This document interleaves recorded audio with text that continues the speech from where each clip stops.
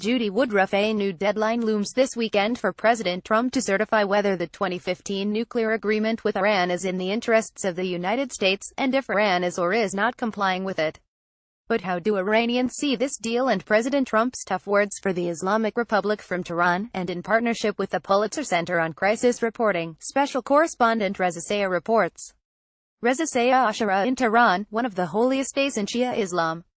Thousands mourn the death of Imam Hussein, the Prophet Muhammad's grandson, a 7th-century figure who stood against injustice and oppression. Many here say it's time to stand against what they see as the injustice of President Donald Trump. Abbas Nazari through interpreter: he's insane. He's an insane person. We have to stand up to him. Reza Sayah: but Iranians are not just religious conservatives. Millions of young liberals live here too, many shaped by American culture. They too have an opinion on President Trump. Man through interpreter: Trump just forces his way on everyone. Man through interpreter: he's a crazy person. Laughter. Man through interpreter: now we're going to get ourselves assassinated tomorrow. Reza Sayah: liberal and conservative Iranians alike don't care much for President Trump these days because he says he wants to scrap the nuclear deal. The agreement, signed in 2015 under then President Barack Obama, was a rare occasion where diplomacy appeared to resolve a crisis in a region plagued by war.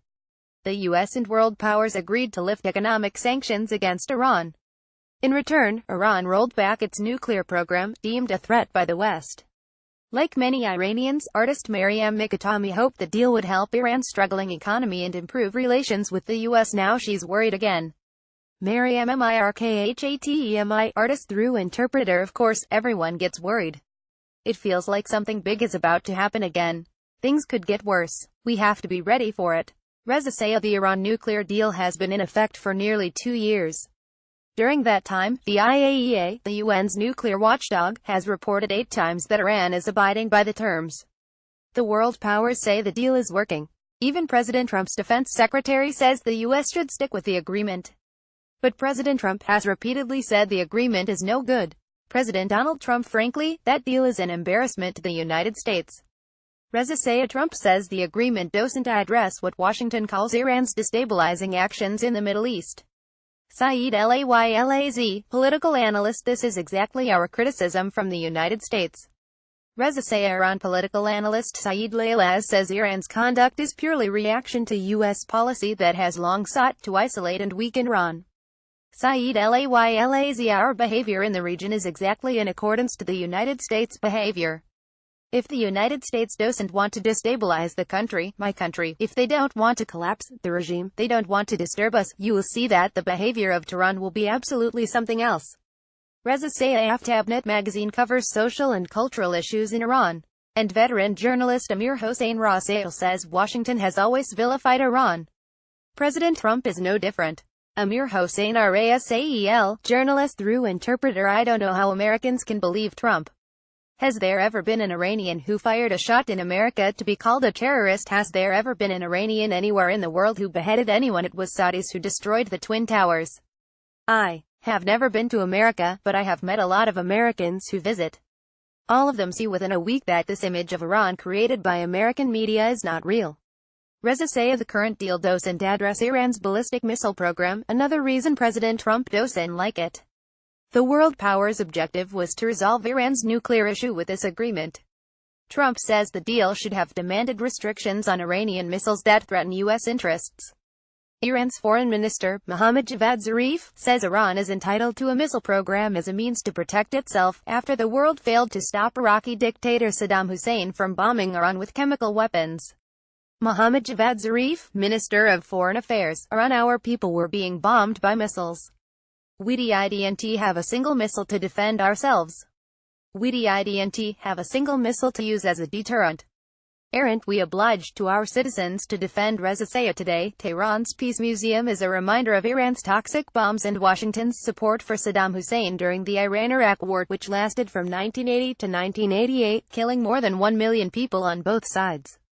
Inside one of the display cases sits a picture of the Iraqi dictator shaking hands with Donald Rumsfeld, then an advisor to President Ronald Reagan. In recent days, there have been some reports that Iran is willing to discuss its ballistic missile program to ease U.S. concerns. But many here say making additional concessions won't make a difference because what Washington is really after is regime change. Many Iranians view this as an ultimate motive of U.S. policy that's been in place since the 1979 Islamic Revolution. Amir Hossein Rasal through interpreter. This is the reality. Thereafter regime change. Does anyone think otherwise? Zainab Qasimi, professor of American Studies. I think, yes, of course, this is on their agenda. Reza Sayah. Zainab Qasimi is professor of American Studies at Tehran University. Qasimi says the 70 turnout in Iran's presidential elections, re-electing moderate Hassan Rouhani, a champion of the deal, illustrates a lack of popular support for regime change. Zainab Qasimi. And then you don't have this inside, internal support, then you have to bring other, things into it, like putting sanctions on the country and making it weaker and weaker. Reza Sayah. Despite the nuclear agreement, the U.S. imposed new sanctions against Iran unrelated to its nuclear program. Analysts here say those sanctions continue to deter foreign investment and cripple key sectors of the economy. Apple and Google cited U.S. sanctions when they banned Iranian apps and services for Iranian users. It was a huge blow to a high-tech industry that was depending heavily on the benefits of the nuclear agreement. Amir Hossein Rasal through interpreter. Of course this is discouraging for a young generation that was eager to start working in the tech industry. I think they were 100% dependent on the nuclear deal. And now they have lost that hope. Reza Sayah. Iranian leaders say, if President Trump decertifies the deal and the U.S. reimposes nuclear sanctions, they may revive their nuclear program. Many Iranians expect tough times ahead, but hold out hope that the international community will help keep the agreement intact. Man through interpreter. When you have something called the UN, and they're doing their job, then they have to defend the deal. If they don't, then there's nothing we can do. Reza Sayah. Many here say, regardless of the outcome, President Trump's handling of the nuclear deal proves what Iran's hardliners have said all along. That Washington can never be trusted. For the PBS NewsHour, I'm Reza Sayah in Tehran.